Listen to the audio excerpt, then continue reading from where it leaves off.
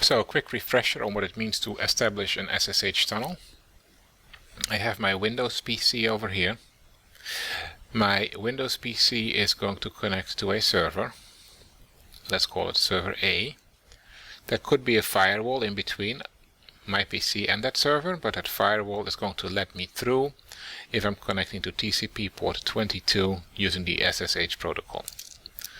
There could also be a server B. However, server B is not within reach of my PC because the firewall is blocking traffic. What I can do is send my network traffic from my PC to my server A, and then from server A to server B in order to do that. We can use that using the dynamic port forwarding option that's built into SSH. And to do that, I have to configure a local port on my PC. It could be just about any port number, but 1080 is the default. And it basically creates a second connection that still uses the same SSH connection. So as far as the firewall is concerned, it's just more traffic going to TCP 22. But that once I reach the server, it's actually sending my traffic there and my response coming back. That means that my PC sees my SSH connection going to server A, but once I have the tunnel configured and TCP port 1080 configured as a proxy, any traffic going through that proxy will first be sent to the server and then from the server to its final destination. The firewall sees nothing, it only sees the connection going to TCP 22.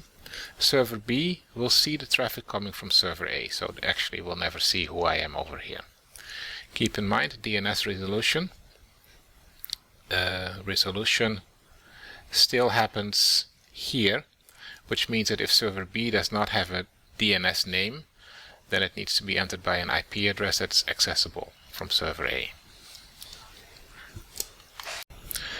Let's take a look at what it takes to establish a dynamic SSH tunnel on a Windows PC. Step 1 would be using an SSH client to connect to the server that we're interested in. And that would be in our case the compsci.adelphi.edu server. We're going to leave everything as is. SSH stays SSH, port stays 22, and just for reference we're going to add compsci over here as a host that we can save and later reuse our settings. Before we connect though, we're going to click open the SSH settings, then into tunnels. The source port is going to be 1080. We're going to hit the dynamic button and hit add. Go back to my session to save it once again. Save. And now we can open by just double clicking compsci and logging in with our username and password. And our established connection is now there. Our tunnel is running. However, keep in mind that in order for this tunnel to work, this window cannot be closed. We can minimize it, but we can't close it. Next would be opening our web browser and changing its settings. We do that by going to the preferences or the options, and we can just start typing the word proxy. It will come up. As we get to our proxy window, we're going to switch to manual proxy.